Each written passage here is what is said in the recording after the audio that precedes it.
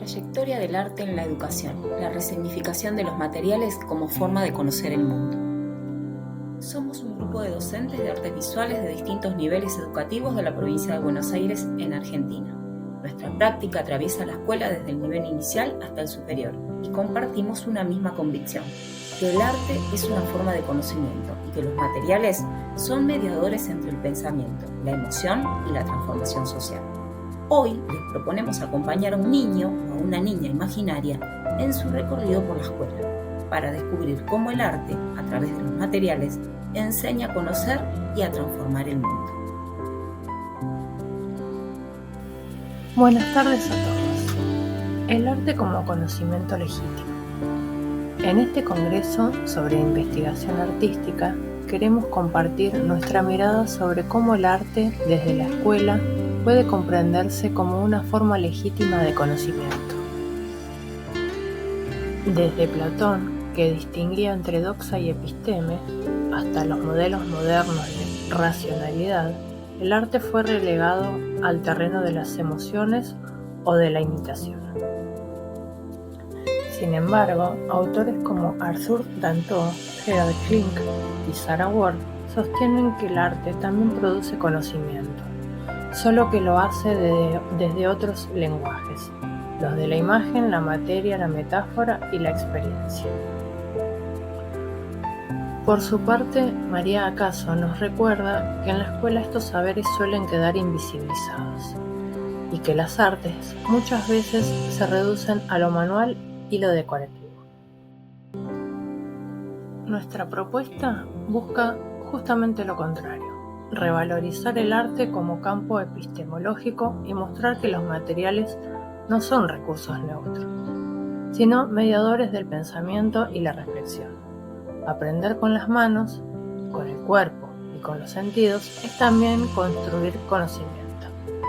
Y es hora de que la escuela lo reconozca como tal. Imaginemos a un niño o una niña en el nivel inicial, frente a una mesa llena de papeles, lanas y pigmentos. Empieza a explorar el color, la textura y la forma. A simple vista parece un juego, pero en realidad es conocimiento en acción. Cada huella en el papel es una hipótesis sobre el mundo. Mezcla, combina, prueba, se equivoca y vuelve a intentar. Como diría Piaget, aprende actuando sobre su entorno, manipulando y transformando los materiales. El conocimiento artístico nace del hacer, de la experiencia directa, del cuerpo y de los sentidos. Gerard Klink plantea que el arte no solo expresa conocimiento, sino que lo genera visual y simbólicamente. En cada trazo, el niño organiza el mundo y construye significado desde la materia. Como diría Gombrich, cada forma que el niño crea no solo expresa, sino que organiza sus emociones y percepciones en imágenes comprensibles. En nuestras aulas bonaerenses, cada experiencia plástica es una forma de conocer, un modo de descubrir que el cartón puede ser montaña, la lana un camino o la pintura un modo de decir lo que las palabras aún no alcanzan. El arte, en esta etapa, enseña que conocer es transformar, y los materiales, lejos de ser accesorios, son puentes entre el niño y el mundo.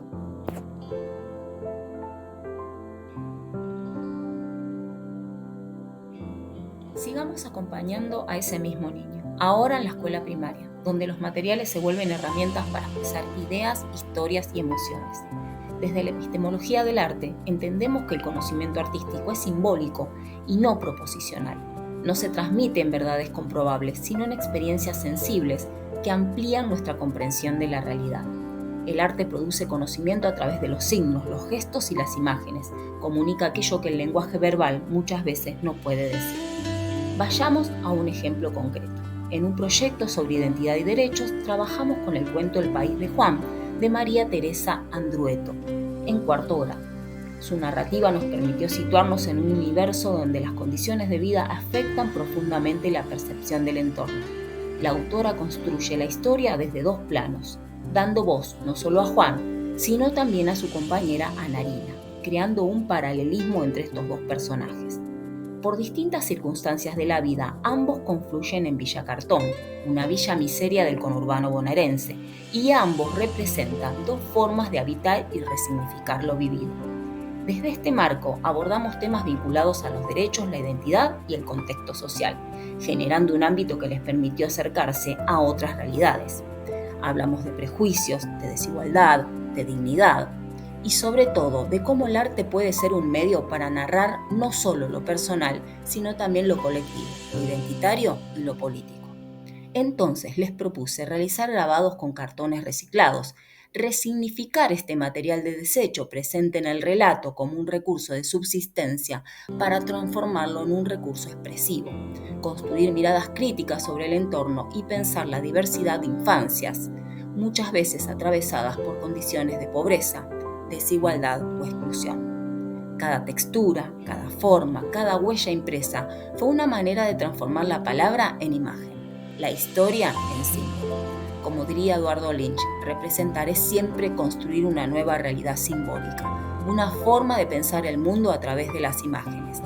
Desde la semiótica del arte podríamos decir que esas imágenes se convirtieron en signos culturales, condensando experiencias, miradas y modos de entender el mundo. Así, entendemos que la escuela puede pensarse también como un espacio de conocimiento artístico, un espacio institucional en el sentido que plantea George Dickey, donde se legitima qué saberes cuentan como conocimiento y qué formas de expresión son valoradas. Cuando en la escuela abrimos lugar a la experiencia estética, convertimos el aula en un territorio donde los materiales, las imágenes y los gestos se vuelven lenguajes de pensamiento. Así, la experiencia plástica se vuelve una forma de conocimiento situada. En este ejemplo, cada estudiante estampó un grabado y al final unimos todas las impresiones en un gran mural, una especie de mapa colectivo, una imagen construida entre todos, donde cada huella contaba una historia. Porque el arte no es un adorno ni una manualidad, es una forma legítima de conocimiento simbólico y social. Nos enseña a mirar, a preguntar y a construir sentido. En las clases de educación plástica, los materiales no son solo recursos, son mediadores de pensamiento, de emoción y de memoria. A partir de propuestas como esta, los niños aprenden a imaginar, a representar y a conocer el mundo desde su propia experiencia. Y en ese proceso también nos enseñan a nosotros, los docentes, que conocer no siempre es explicar, a veces es mirar, tocar, sentir y transformar. Acompañemos ahora a ese estudiante en la escuela secundaria. Ese niño ya es un joven que piensa, cuestiona y busca su voz. En este nivel, el arte se vuelve un lenguaje complejo, capaz de comunicar ideas, reflexiones y de interrogar críticamente la realidad. En este proceso, los materiales se constituyen como elementos cargados de sentido, portadores de valores, significados y posibilidades discursivas. Según Arthur Danto, las vanguardias artísticas rompieron con la concepción tradicional del arte como mímesis o imitación. Sin embargo, en sus términos, la verdadera transformación llegó cuando los artistas comenzaron a utilizar objetos de la vida cotidiana como materiales artísticos. Un ejemplo clave es Joseph Beuys. Algunas de sus obras incluyen grasa animal y mantas de fieltro. Como señala Gudel Rendón, en estos casos se produce una disfuncionalización de los objetos, en tanto su función práctica es reemplazada por un significado simbólico. En este punto nos interesa incorporar la mirada de Charles Peirce y la semiótica, la cual nos permite comprender al arte como un sistema de signos. Desde esta perspectiva, toda obra artística es una instancia de semiosis, es decir, un proceso de producción e interpretación de sentido dentro de un marco cultural determinado, aspecto que nos remite a la noción de semiósfera propuesta por Ivry Lombard. En este enfoque podemos decir que los materiales también se pueden comprender como signos que portan sentido y participan activamente en la construcción del mensaje artístico. En la escuela secundaria y en el marco de la transversalización de la ESI, podemos pensar en qué medida la promoción de instancias de análisis de obras artísticas contemporáneas puede potenciar el despliegue de una mirada crítica ante la realidad. Así, por ejemplo, obras como Léxico doméstico de Catalina Mena nos invitan a problematizar en torno a los estereotipos de género y además nos permiten explorar la dimensión significativa de los materiales. Así, el aula se transforma en un espacio de pensamiento donde el arte nos permite conocer, problematizar y producir sentido. Los materiales y las imágenes dejan de ser herramientas decorativas para convertirse en instrumentos de reflexión, crítica y transformación cultural. En cuanto al arte como campo de conocimiento, analizaremos los vínculos entre producción, estética y epistemología en el nivel terciario. La producción estética ha detentado diversas atribuciones a lo largo de la historia. Estas determinaciones condicionaron su valor social, el uso de un vocabulario específico y la configuración de modos de producción, circulación y legitimación de los sujetos vinculados al arte. El arte en su devenir histórico obtuvo un lugar particular dentro de la cultura, institucionalizándose con actores, prácticas y discursos normativizados. Con las transformaciones sociales y políticas ligadas a la expansión del capitalismo industrial, los paradigmas del conocimiento también se transformaron. Los saberes se fragmentaron en disciplinas asociadas a funciones sociales concretas. En este contexto resulta necesario repensar la relación entre el arte y la epistemología, una relación cargada de debates que nos invita a considerar y reconsiderar qué tipo de conocimiento produce el arte y bajo qué condiciones ese conocimiento puede ser enseñado.